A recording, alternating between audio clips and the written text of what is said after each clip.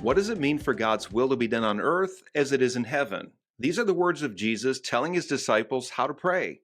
But what does that look like for us today? What does it mean to translate that prayer into action and to be a faithful Christian in postmodern secular society? Hi, you're tuned into the Commonwealth Matters. I'm your host, Richard Nelson. Joining us to talk further is Robert Cunningham, who founded a nonprofit organization called Christ for Kentucky, a group that does something called public theology. Robert is the former senior pastor of Tate's Creek Presbyterian Church in Lexington, Kentucky. He's a regular opinion contributor to state and national news outlets, and he also hosts a podcast called Every Square Inch. Robert, welcome to the program. Hey, Richard. Good to be with you, man. Hey, man, I appreciate you joining me in the Commonwealth Matters and appreciate what you're doing with Christ for Kentucky. And in a lot of ways, our work intersects. Not only are we just down the road from each other in the Bluegrass State, but we are both concerned about Christians living out their lives according to the faith in culture, in the context of the cultural situation that we're in today.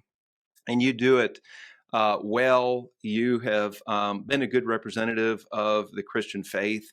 And one thing in particular I appreciate is you have avoided some of the pitfalls that are out there for Christians engaging the culture.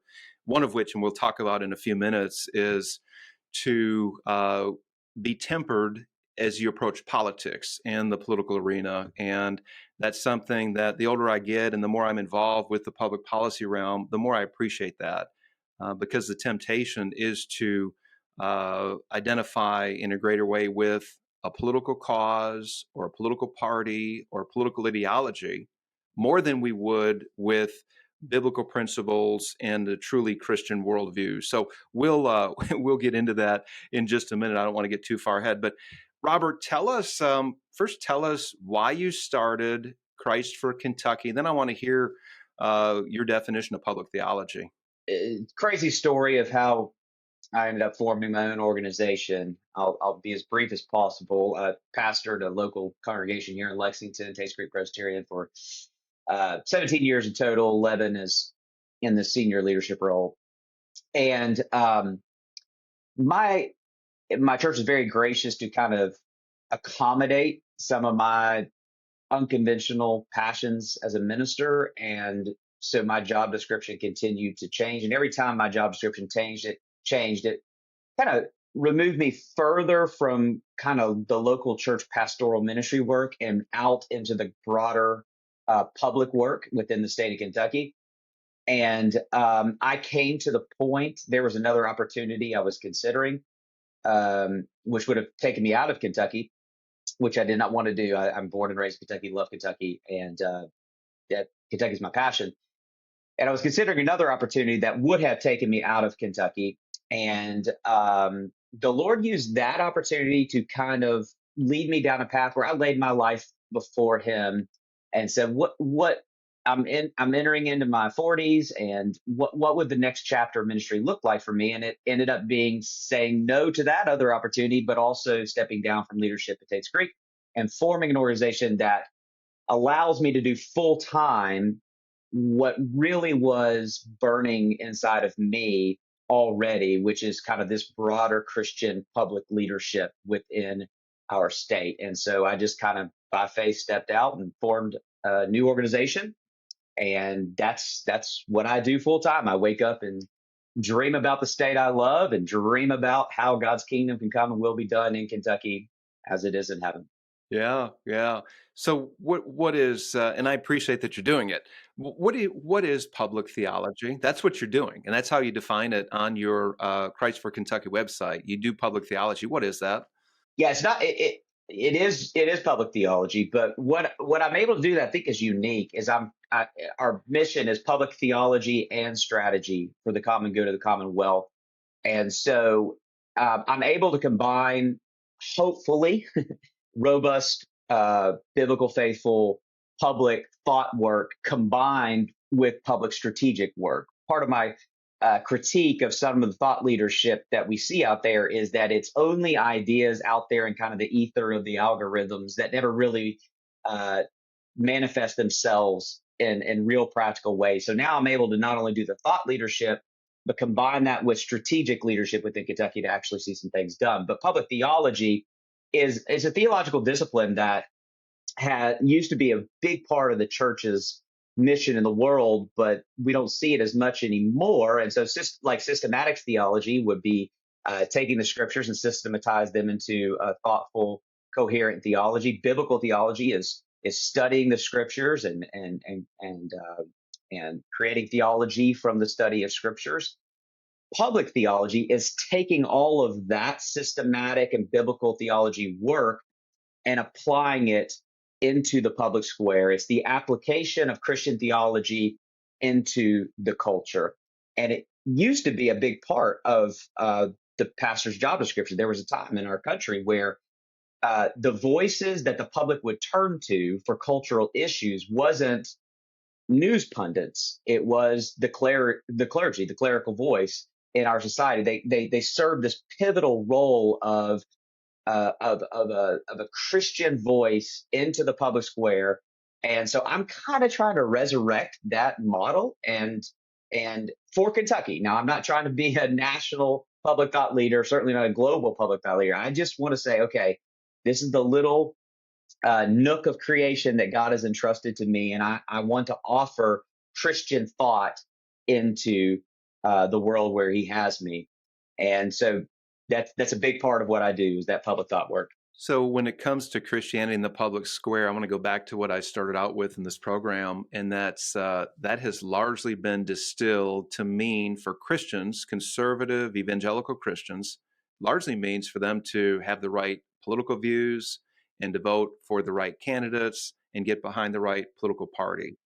Well, you're speaking of something that's broader than that, aren't you? I am. I don't want to be accused of neglecting the role of the state and the God ordained kind of institutional arrangement that He has. I think the state plays a vital role, and it's an important role.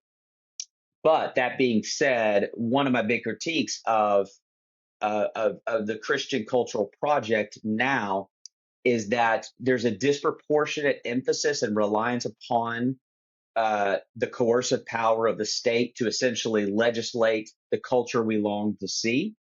I do think that there are times when there's an intersection in my work in Kentucky. There are much of what we are doing does not require Frankfurt's approval or help. We are just mobilizing Christians to get some stuff done. But there are some areas where I feel like, okay, this is an intersection where this is where I believe God has ordained the state to help. And so there is some areas where I'm in Frankfurt and meeting with legislators and advocating for policies that I think fit the common good of our state. But it's not exclusive to the state. It's James Hunter critiques this in his book to Change the World. It's the politicization of American Christianity, where our only visions of cultural change have been relegated to the coercive power of the state, and I just think that's a failed model. So it's a both and approach. Yes, there is legislative overlap, but by and large, I just think there's a lot that Christians can be doing uh, that where we can be the change we long to see without kind of saying, through lobbying efforts or through electing the right politicians and getting the right votes or whatever, that is an exclusive methodology to what we're trying to accomplish, is what I'm trying to avoid. You mentioned James Hunter in his book To Change the World.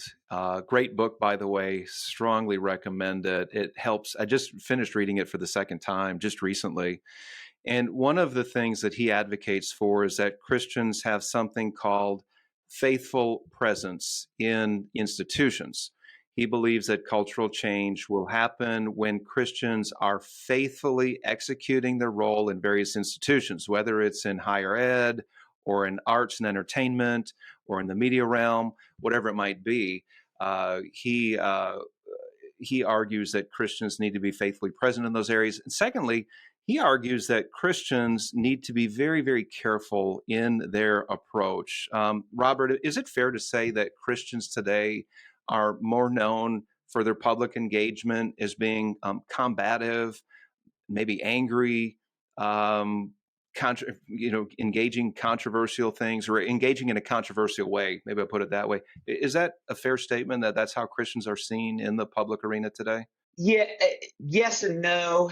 Um, to defend my Christian brothers and sisters who are trying to live faithful lives for Jesus, I do think what gets a lot of clicks and what gets a lot of attention would be those more combative Christians who are kind of taking this approach of retaliation against the culture versus a more redemptive approach to culture.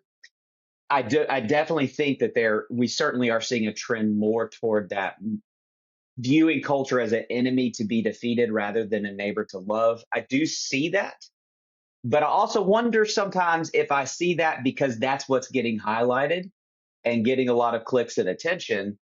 Because in my normal life offline, I do find a lot of Christians, faithful Christians, with this ethos of love, wanting to see change, but not wanting to be antagonistic in their approach to that change. But my experience is they just don't know, they don't have tracks to run on to see that. So part of what we're trying to do is to provide strategy and tools to mobilize that approach that I think is present among a lot of Christians. I really appreciate your answer to that question or assessment, just because I've been involved with the public arena in Christian advocating for biblical principles and a Christian perspective on these issues for some 30 years. And maybe I shouldn't do a confession on a broadcast like this, but I'm going to make a confession that I get super frustrated when I see Christians engaging in the wrong way, hateful, angry, vindictive, and I'm super sensitive to that. But I think you make a fair point that I think I'm sensitive to that because when I see it, I have a visceral reaction. I'm like, man, that is not the way of Christ. This is not a good representation of Christianity. But I think that there are many, many more people, like you said, who are faithful believers, who are perhaps reluctant to say anything, or they're on the sidelines and they're just withholding saying much because they don't want to get caught in the fray. And there is a firestorm going out there in the public arena. There is a worldview differential, if you will, from the secular left and then the conservative Christianity. And quite frankly, most of us would rather avoid the crossfire and the name calling and the labeling. It's just ugly and it's emotionally taxing, and it's a place where most of us don't want to be. But this is something that Commonwealth Policy Center and myself, we have tried to engage the culture from the position of a friend to love instead of an enemy to simply defeat. And it doesn't mean that we don't hold biblical values. It doesn't mean that we don't hold a sanctity of life ethic or a sanctity of marriage ethic as God has ordained it. It just means that we approach it differently. It means that we approach it with this ethic of love. We approach it with this idea of persuasion. We need to do a better job persuading. Casting a vision of beauty, right? Let's cast a vision for what is beautiful and what is good and what is true. And I constantly challenge myself and check myself. Okay, Nelson, do you have the right attitude as you're engaging? Are you approaching the right way, right? And I think for each of us, we all should do that gut check, shouldn't we? It's not necessarily the principles and the convictions that's a crisis within conservative evangelicalism. I think maybe we have an ethos crisis. It's not necessarily what we say, but how we say it. It's not necessarily what we're doing, but how we go about what we're doing. That is the real issue here. And so what I'm trying to do with Christ for Kentucky is resurrect a humble, gentle, persuasive, beautiful. I love that you use the word beauty, beautiful, compelling vision for the common good with a strength of conviction of we can do that. We don't have to compromise on anything so long as we don't compromise on the highest Christian ethic, the greatest of these, which is love. Kentucky is at a crossroads. We can choose to give in to the radical left, or we can choose to engage the culture in a God-honoring way. I started the Commonwealth Policy Center because I believe that Christians have a responsibility to influence government and society to the glory of God. While the Commonwealth Policy Center's made a significant impact, our work isn't finished. If you'd like to join our movement working for timeless values, then head to our website. To learn more, go to commonwealthpolicycenter.org. If you're just joining us, you're tuned into the Commonwealth Matters. I'm Richard Nelson here with Robert Cunningham. And Robert, I want to talk about appropriate engagement. Again, often Christians look at the political realm to engage, and that is an important realm. It's a realm that I've been involved with for close to 30 years. But there's other realms that believers can enter and seek to glorify God in those realms. But what would you say, and I guess you just said it before I took a quick break there, uh, having an ethos of love, what does that look like? Because there's so much anger. And actually, there's a lot of fear out there too, right? And are we not in the, well, pitch this to you. I don't want to be, uh, I mean, are we fearful? How are we, what is the ethos right now in the Christian society? I think you nailed it, maybe unintentionally. The way you connected anger and fear. And so uh, there is no fear in love. Instead, perfect love casts out fear.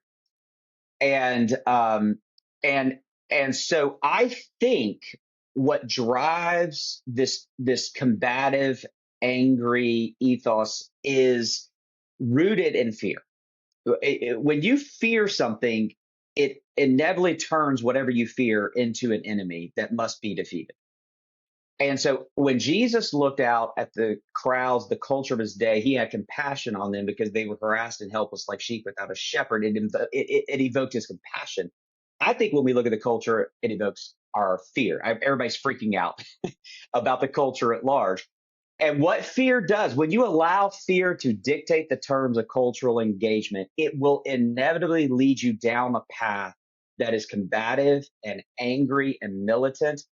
And so I actually think what needs to be renounced is less about this harsh spirit that we're coming about it. I think the deeper issue that needs to be renounced is the pervasive fear. I would even go so far as to say paranoia that I see all over American evangelicalism. Everyone's freaking out, and that freak out turns the nature of our mission into something that isn't Christian. Christianity is not based on fear. I mean, listen, the cross is finished, the tomb is empty, the throne is occupied, everything's okay. Who knows what this chapter of the arc of redemptive history is going to look like? It might be a tough one. I don't know, but I do know everything's going to be okay. And once we recognize, hey, Jesus is risen from the dead, we're going to be okay. It kind of defangs the debate, so to speak, and we're able to enter into cultural engagement with a far more humble, loving, tender, yet firm, and courageous posture. I love it. I love it. I love it. I love it. Now, with that said, and I couldn't agree more with everything you just said, if Jesus did in fact leave the grave, if he bore the penalty of our sins on the cross, if he rose again from the grave, that is the greatest thing that happened in all of human history. And it is the most freeing thing, both for our souls and also for our outlook towards the future. And that's what you're saying. Now, I'm going to press in on this a bit, though. I agree with 100%, and I'm with you in your optimism. In fact, I think we share the same eschatological view. But what about pressing issues like public safety, man? It do not people. And you don't have to be a Christian to be a bit afraid if your community's breaking down, if it's not safe to go out after dark, or if you have gangs in certain parts. And we don't see it here in the bluegrass necessarily, maybe in Louisville in some parts. But public safety, I look at that. That's a good practical issue. You don't have to be a Republican or a Democrat to care about public safety, but we all do. And if there's breakdown in your community, to where it's no longer safe for your kids to play outside or for you to walk out down the street after dark. I mean, isn't it natural for us to fear, Robert? Aren't we going to be a little bit afraid of just our own safety? I mean, yeah, I mean, there's absolutely natural fears, and those fears can be, God ordained natural instincts that are there for a reason that we need to, it's just we need to listen to that and stuff. But also fear can be disproportionate and and taken to a level that is harmful to us. And I think I agree with you. Like you brought up public safety. Do I think public safety is an issue? Yeah, absolutely. I think probably we're talking more nationally than my beloved bluegrass state. But yeah, I mean, yeah, I'm sure that there are public safety issues going on in Kentucky. I do think, again, I keep coming back to what gets highlighted. I mean, I think the what technology my current research commitment is in the area of technology and what it's doing to us. And I think the algorithms highlighting these anecdotes of fear drives us far more than we realize. It creates this boogeyman that's out there, and so I think it can be disproportionate. I think public safety has always been an issue since Genesis 3. And so but I would say this.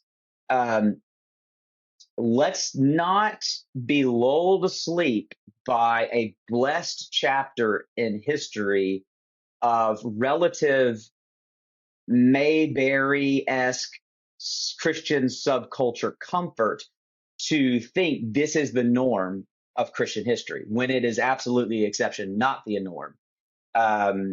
Jesus, you want to talk about an antagonistic culture, just look at Jesus and the oppression of the Roman Empire and the early church and Nero and all that. I mean, we don't know public safety concerns like they knew.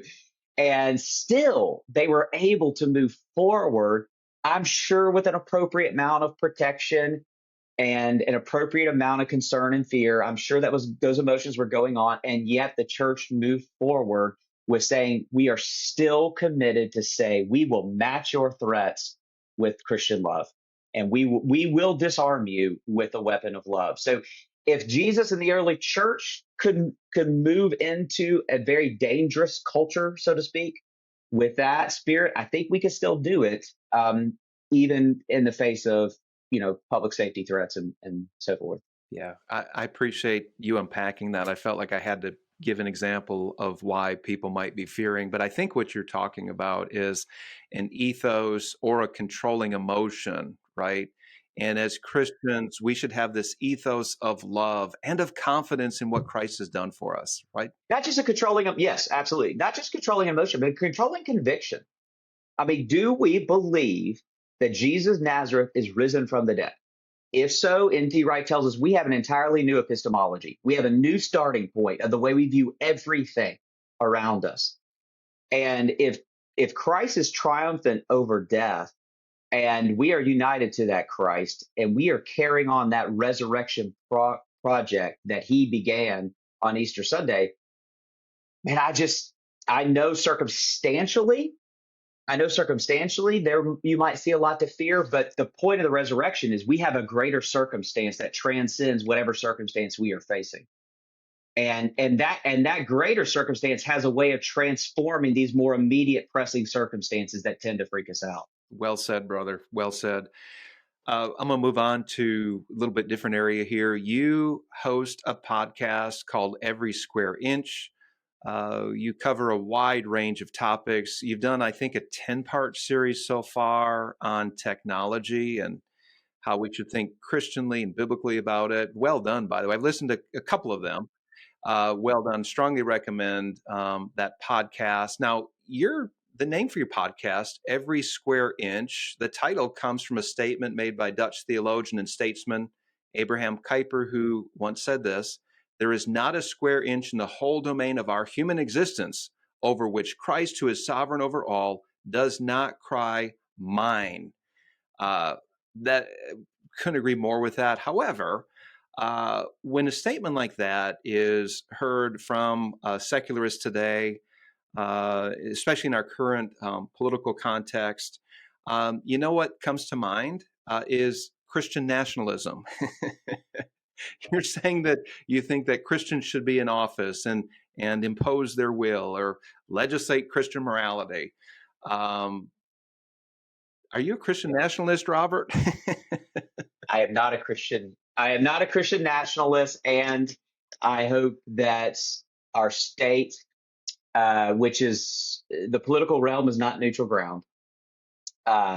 It is a profoundly philosophical and I would argue religious exercise, though ideologies that tend to dominate politics often are not called religious, but if you actually look into the ideologies, they are enacting those ideologies in a very religious way with strict orthodoxies and heresies and church disciplines and There are different definitions of that. And of course, that was tongue in cheek. I was accused of being a Christian nationalist the other day. I testified in front of a legislative committee. And the definition that this person had was essentially, and I'll reduce it down to what she meant, was if you have a worldview based on Christian morality, then you're a Christian nationalist. And if that's the part of the definition, I think I'm guilty. In the broader, yeah. well, that's why I was fleshing it out. Let's not be naive to say that the political realm is somehow the one sphere of society that is exempt from that is neutral and exempt from ideological influence. It is not. And so, if you define Christian nationalism as recognizing that all governments at the end of the day are not neutral, but they are legislating an ideological, I would argue, a religious vision of morality. That's what they're doing. Do I want the ideological religious ideas that are impacting legislative decisions to be Christian ideas? Of course, yeah. Everybody wants. I mean, what like gender and sexual ideology is obviously big in our culture right now. Um, do I think those more progressives who want to see gender and sexual ideology reflected in legislation, do I call them LGBTQ plus nationalists? No. But do I blame them for wanting to see their vision of what is good, true, and beautiful implemented in the state? Of course not. That's what everybody's doing.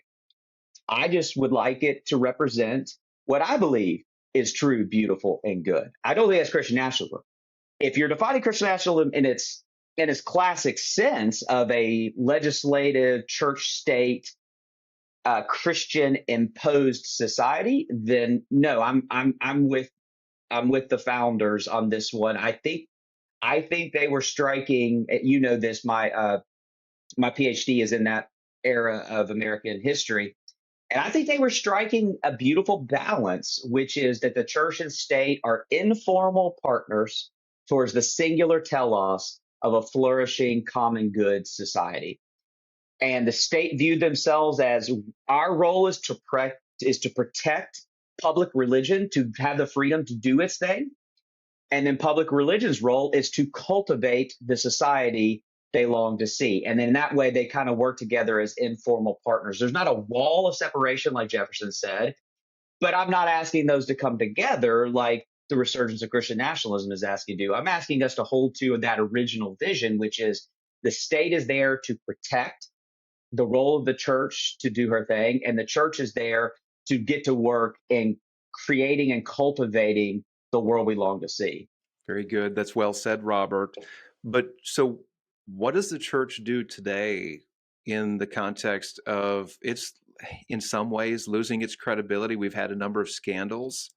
The younger generations, millennials, are leaving the church in droves. The largest religious affinity group in the nation are the nuns. I think about a third, just under a third of all Americans identify as no religious affiliation. So the church is definitely losing its preeminence in society. I don't know if credibility is the right word, but we're losing our influence, and people are pointing out the contradictions and the hypocrisy and some of the scandals. So where does the church begin in this context? Where do we start? Yeah, well. To connect that question to the discussion we've been having, you're right. We are losing essentially millennials on down through Gen Z. And when you look at the research of why that is, Number three on the list is a politicized Christianity. They're growing uh, increasingly weary and exhausted of politics and the political divide in our society. And when they see that replicated within kind of these sacred boundaries of church life, when they see our churches divided along the predictable lines of our partisan divide, when they see our vision for, they're all about cultural change. Our youth they're the justice generation. They want to see a different world, but they are far more into activism than politics. And so when they see our answer to here's how we change the world, when they see that politicized and they say, oh, the church is just like everybody else in our society, they're politically obsessed, that's a turnoff to them. So I actually think the way to kind of recapture our youth is they're actually longing for something that isn't different, that isn't following the predictable narratives of our culture and society. They are longing for a space that feels like almost like a different world. And this has been the nature of the church's cultural engagement. It's we're gonna form a rival kingdom, a rival vision of the good life. And we are going to enact that within our membership. We are going to testify to the world of this is how it ought to be. And we're going to live that out. And those who are weary of what's taking place in our society, those who have been exiled, socially exiled from our society, come in and discover this better way of life formed by Matthew 5 through 7, the Sermon on the Mount, specifically those Beatitudes. Come discover a different way of doing life. And so I actually think recapturing the uniqueness of the Christian church and the Christian vision, I actually think would be compelling. That's why they're kind of, when you do look at the statistics more, what those nuns tend to gravitate towards, religiously speaking, is more ancient, historical, mysterious versions of the Christian faith. Those traditions actually are gaining appeal within our society. When they see us just essentially try to mimic the world, and not just in its like political debates and stuff like that, but I'm even talking down to the way to reach the culture is to try to mimic the culture, um, is actually a failing strategy. I think our youth are saying, hey, you know what it kind of feels like, Richard, is when parents try to be cool with their kids and try to like use their vernacular and dress like them, and kids are like, this is so lame, you're so cringy. I just want you to be a parent. You're a parent, be a parent. That's what I feel like is the aversion to Christianity in America, is it feels like we're trying to be cool and hip and stay with the culture and all that, when I think they're saying, you know what, you're a church, we want you to be a church because you offer something that is completely different than we have offered to us and the rest of society. That's good. That's good. Robert, I'm going to share a statement here that I pulled off of your website, Christ for Kentucky. And this might sound radical to even believers out there, but this is what you say. Beneath the reign of King Jesus, Kentucky ought to be heaven on earth. Therefore, the Christian may claim Jesus is sovereign over every square inch of our commonwealth, but there is little evidence this is so. That seemingly irreconcilable dilemma is what the followers of King Jesus are expected to reconcile. Jesus owns all things, but because of the parasitic nature of the fall, it doesn't look like Jesus owns all things. What followers of Jesus are you going to do about it? So, provocative statement. It's something we don't hear from our churches. Really, Robert, Kentucky is supposed to be heaven on earth? I mean, tell us more. Let's just focus on that. Really, you believe that? Kentucky ought to be heaven on earth. I don't just believe it ought to be heaven on earth. It will be heaven on earth when Jesus is done with earth. Tell us more. Tell it, because this is, look, and let me interject here. The Christianity that I grew up in was heaven is somewhere far away. I remember singing songs in Sunday school where heaven is in outer space, man.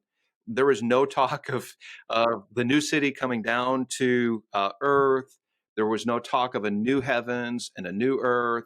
It was somewhere out there. And I would submit to you that many of the listeners and viewers of this program still think, and I'm talking Christians, still think heaven is somewhere out there, that the earth has nothing to do with it. So tell us more. Why do you believe this? So the fallacy we believe is that essentially here's the nature of Christian missiology, Christian mission while we're here.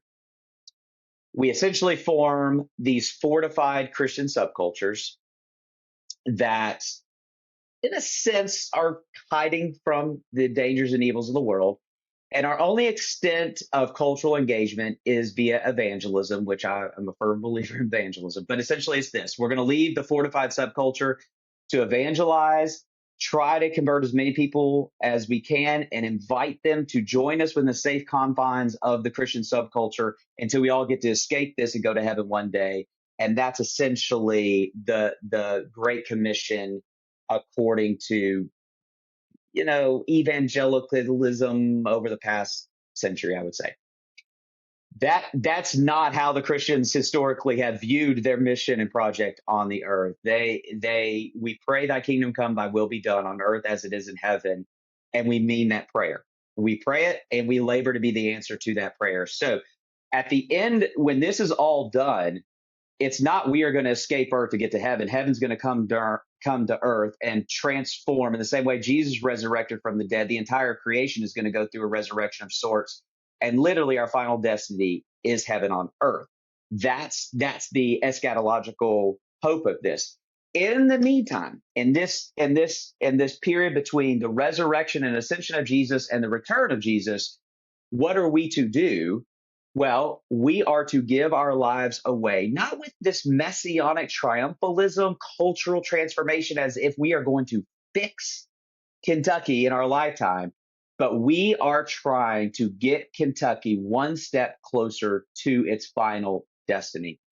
And so there is a lot of work to be done beyond evangelism, and even evangelism itself. It's a compelling vision, particularly again for our youth. I'm not just telling you, here's how you can escape earth and get to heaven one day. I am offering you evangelism then is not just saving souls. It is saving souls, and it's recruiting them into this glorious redemptive project as ambassadors of Christ's redemption here on earth. And so it's inviting them to see their vocation, their family, their marriage, their neighborhood, everything as an opportunity, not a meaningless, mundane life, but everything is an opportunity to bring the reign of Jesus to bear witness to the kingdom here on earth and bring the reign of basically every sphere sovereignty. You brought up Kuiper. Every square inch belongs to Jesus. It's this notion of sphere sovereignty. Whatever sphere God has entrusted to you, you're planting a proverbial flag in the ground and you're saying, this belongs to King Jesus and it will function according to the ways of the King. And in this way, you are bringing about the redemption of Christ where he has you. It's a far more compelling vision for people's lives. So, what I like to say, it doesn't matter what you're doing, but what you're doing matters. And not just in those evangelistic conversations, but everything is an opportunity to bring the invisible, to make the invisible kingdom of God visible on earth. Very good. You say along these lines, you further say on your website, God is redeeming all of creation back to its pre-fallen state. Wonderful news. But the news remains inconsequential to our lives if not pressed down into the ordinary of our lives. And I think the question that many believers have is, man, what does this look like? I'm going to the office every day. It's a secular workplace. I don't even know where to begin. Or the stay-at-home mom taking care of her kids, and what does it look like to be a partner with God as He's redeeming all of creation back to its pre-fallen state? And I know that might be another program too, but this is the practical, right? We've got to talk. What does this look like in our lives right here and right now, right? Perfect. All right. You just brought up stay-at-home mom. Let's put ourselves in her shoe. Well, let's not try to do that. We can't do that. But if she's listening, all right, she's got those knuckleheads in her home that require so much demands, and it's exhausting work. It's the hardest work anybody can do. Okay, is that a service to Jesus? Well, let's flesh this out. Just talking about we're talking about cultural redemption. Let's talk about cultural redemption. cultural, in the grand scheme of cultural redemption, motherhood or fatherhood or the home, what does it play? Well, I've got 4 boys. I, Christ for Kentucky is important to me. But more important is my vision for, okay, those 4 sons are not just 4 individuals who I want their soul saved so they can be in heaven with me one day. No, no, no. They are seeds of kingdom potential. They represent these, I'm biased, but I think I've got great sons, and they're very gifted, and they're amazing. I'm obsessed with my kids. I want that potential leverage for the purposes of Jesus on earth. And so, in pouring in discipleship in those earlier years, just the basic discipleship of nurturing, care, and the more formative years, the discipleship of giving them a vision for how God could use their lives and wherever God calls them, that represents such massive, massive potential. And then they're going to have kids, and those kids are going to have kids. And what if one home creates a multiplied legacy of kingdom witness on earth, a legacy that is infiltrating every sphere of society? Whether God calls one of my kids into business or academics or the arts or the trades. Do you know how significant it would be for a business owner in a world full of business corruption and greed and cutthroat practices, to have a business that says, no, no, we're going to run this business the way Jesus would have me run this business, with integrity, with honesty, with service, with generosity, not greed. That's a game changer for a local community. Part of the problem with cultural redemption, I think, is people think nationally and even globally, and it's so paralyzing. But when you begin to do what I think Jesus calls us to do, which is incarnational ministry, meaning localism, localism, localism. Do I think my 4 sons can change the world? No. I know parents love to tell their kids that. No, I don't think my 4 sons can change the world. Do I think that my 4 sons, wherever God has them one day, in that small little local community and neighborhood, do I think they could be a redemptive presence locally? Absolutely. And then they're going to have kids, and those kids are going to have kids. And all of a sudden, we have created this massive multiplying legacy of cultural redemption. Your changing diapers leads to changing the world. That's fantastic, Robert. Fantastic. So we're running out of time here, but I want to close with on this thought that you just fleshed out well. It is an idea that I've listened to in your podcast. I see it in your writings, but you have this idea that followers of Jesus are his ambassadors, right? We're ambassadors for Christ. It comes from the passage, 2 Corinthians 5:20. We are Christ's ambassadors, God making his appeal as it were through us. So we have, wherever God puts us, that homemaker and that mom or that trade worker or wherever, we're ambassadors in society. Those Christians who engage the political realm, and I guess we'll close on this. That's on my mind. We're in a very real political season. It's presidential election year. In Kentucky, the primary elections are just about 2 months away. So I think about, what does it mean for a Christian today in the Commonwealth of Kentucky entering into the political fray, into that realm as an ambassador of Christ? What does that look like? Can we close on that? Yeah, yeah. So the political sphere of society, for those that got us called into that, and of course we should.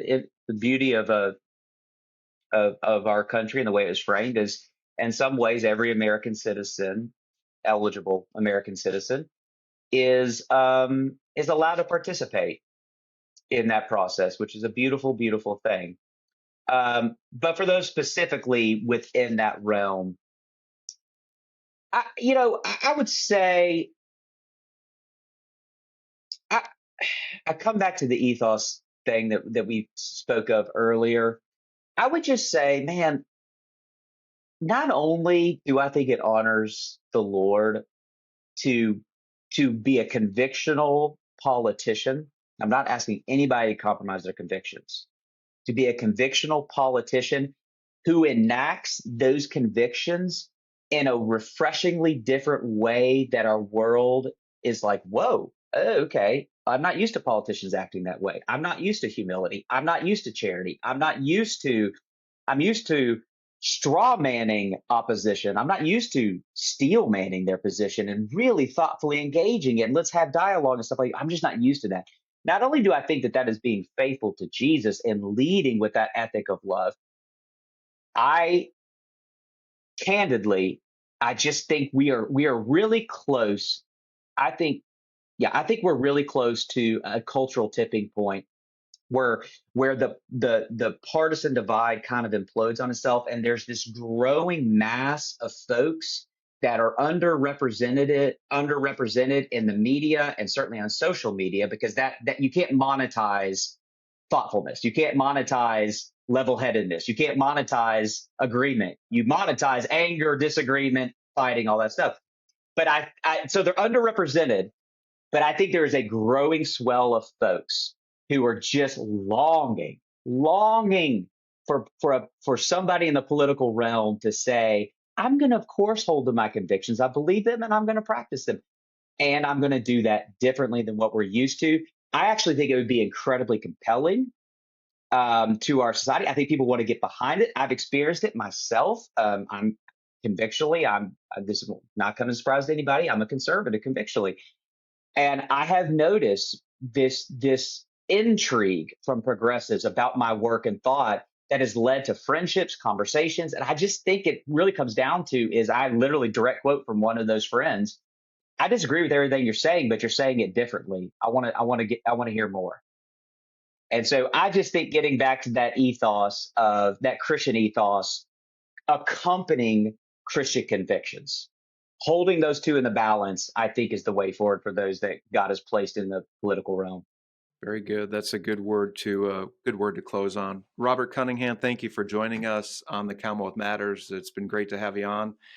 And for those of you tuned in, thank you for joining us as well. If you could do this, go to your favorite podcast platform and rate us. That's a great way to help others learn about us and understand us better. And then also tell your friends about us. It's a good way to get the word out about our work as well. Robert, thanks again for joining us. God bless you, and you keep up the good work.